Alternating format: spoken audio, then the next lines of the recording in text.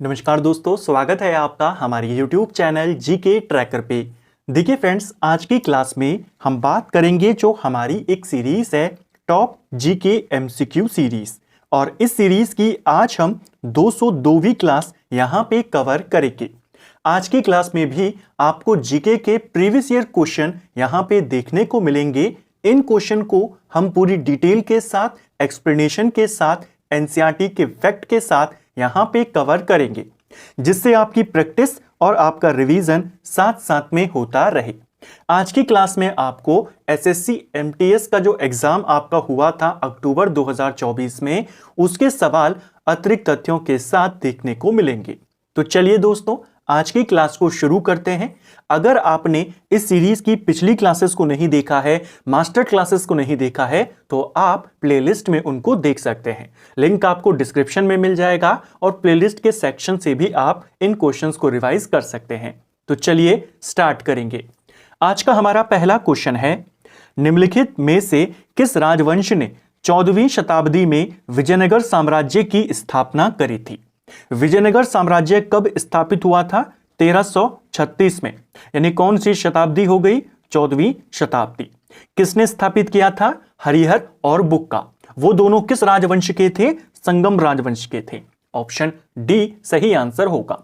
Basically संगम उनके पिता का नाम था, तो उनके पिता के नाम पर उन्होंने संगम राजवंश की स्थापना करी। सवाल आएगा, विजयनगर साम्राज्य के संस्थापक कौन है? हरिहर और बुक्का। उनके द्वारा स्थापित वंश कौन सा है? तो संगम वंश। ठीक है।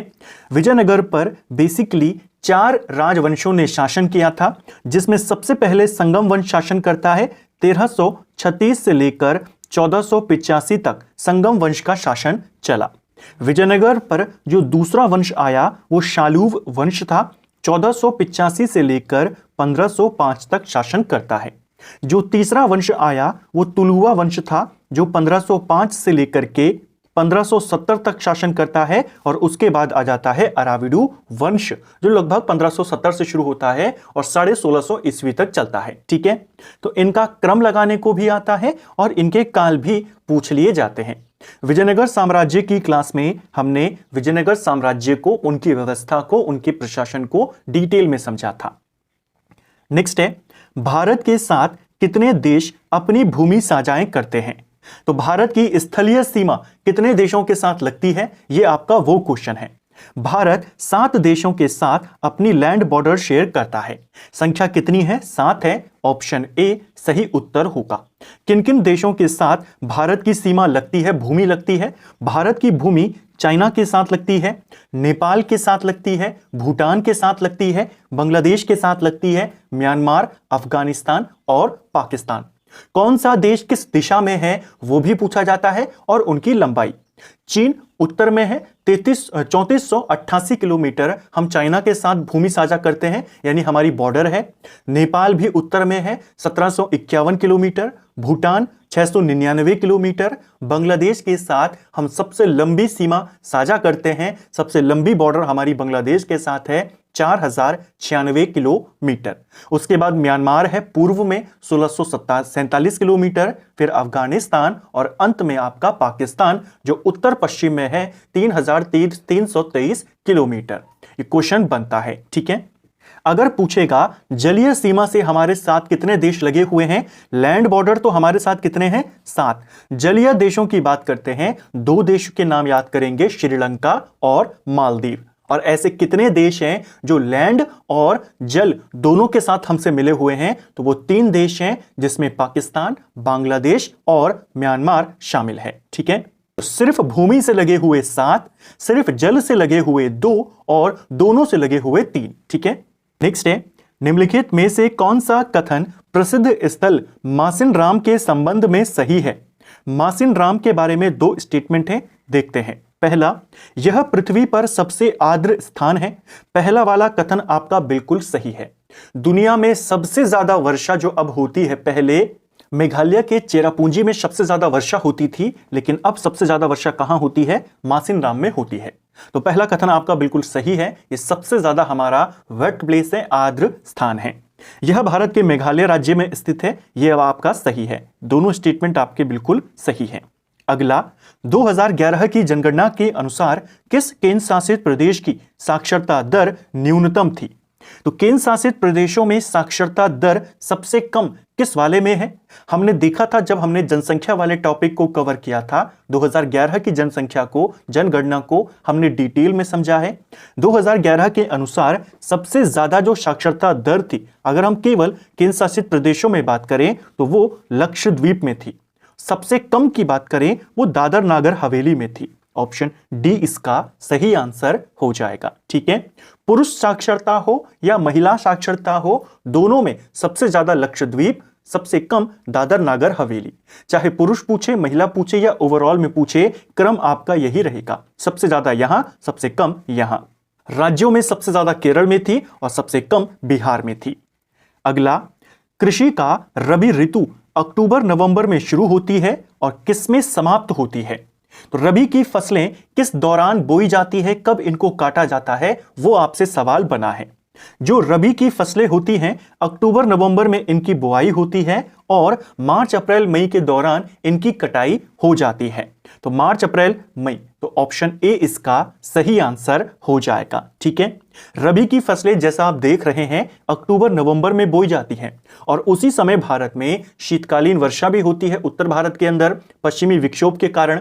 तो सवाल बनता है किस प्रकार की फसलों के लिए पश्चिमी विक्षोभ के कारण होने वाली वर्षा उपयोगी होती है? तो वो होती है रबी की फसल के लिए।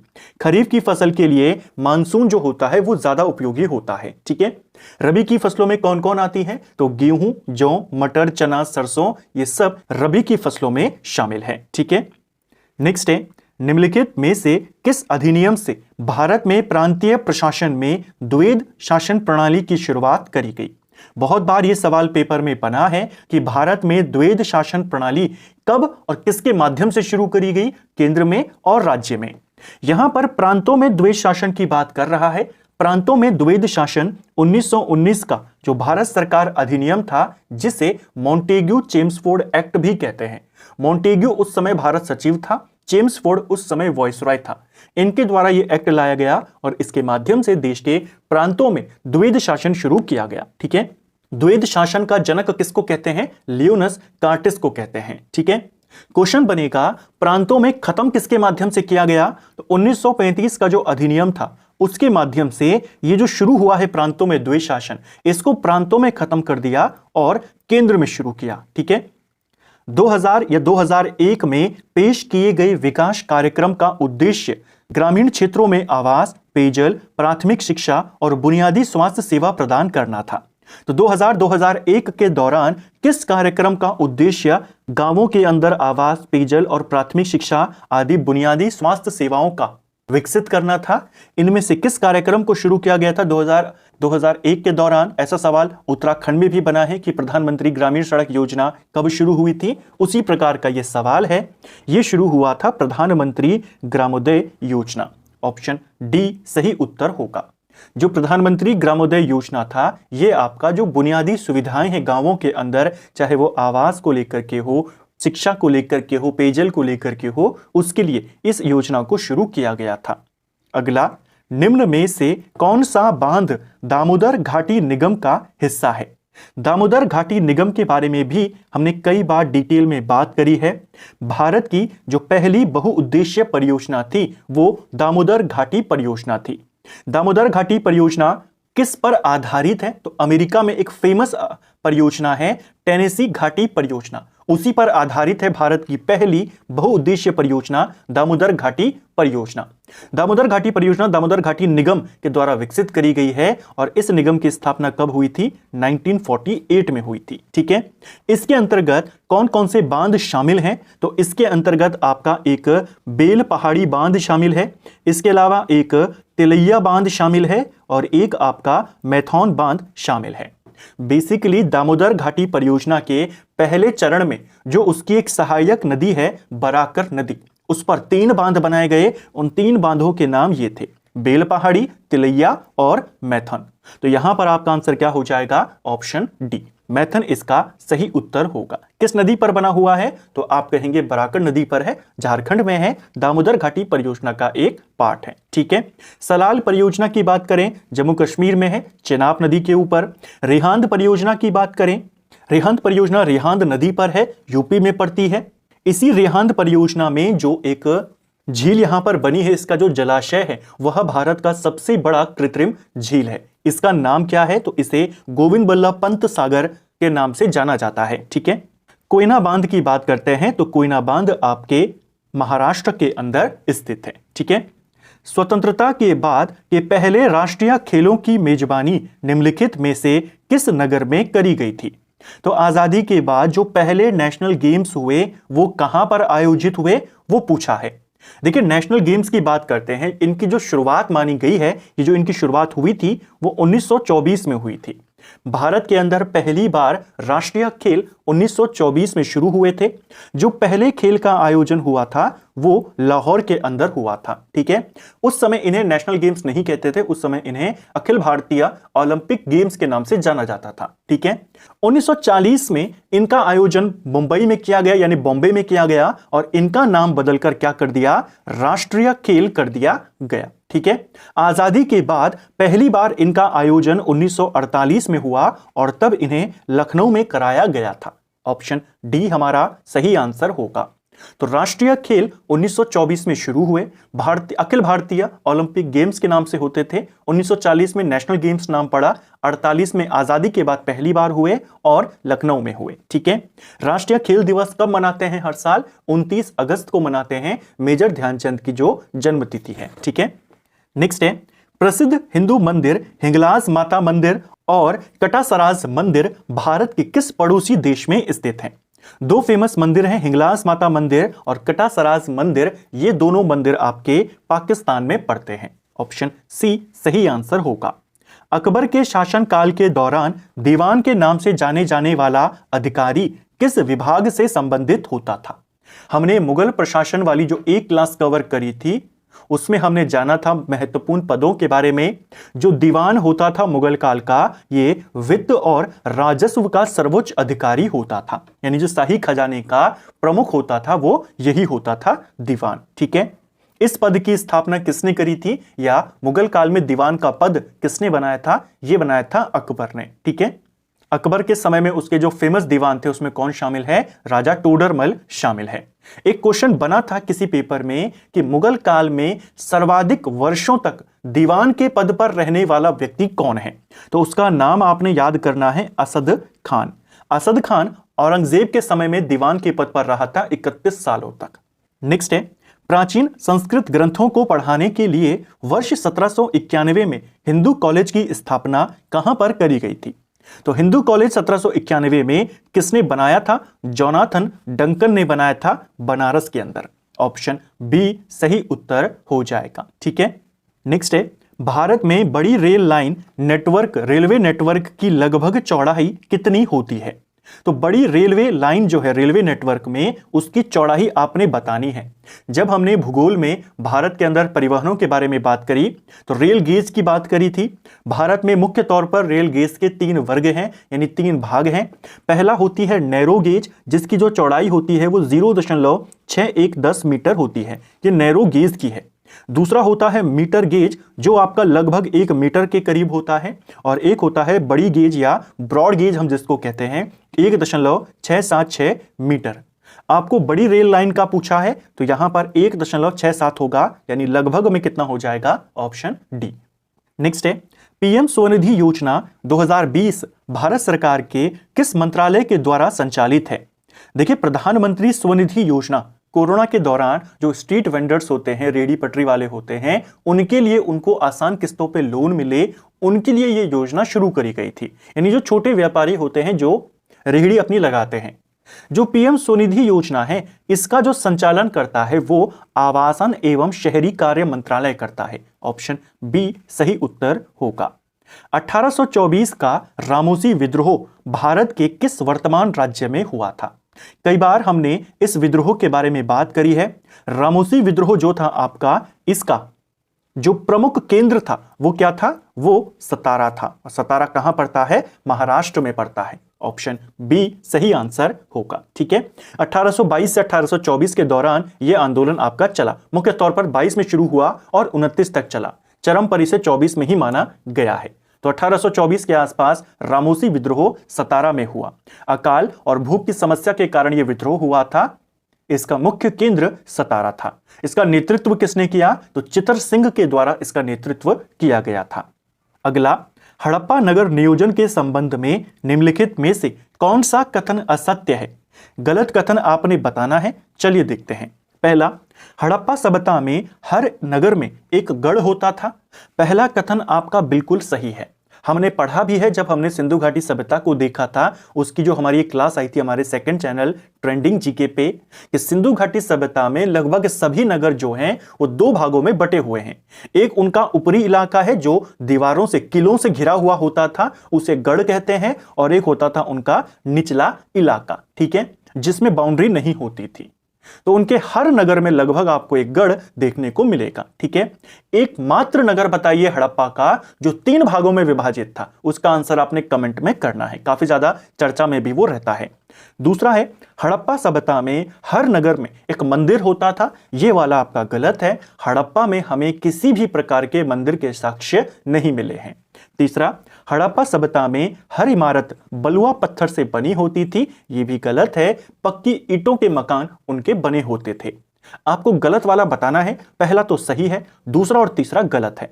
तो यही आपका उत्तर होगा, दूसरा और तीसरा।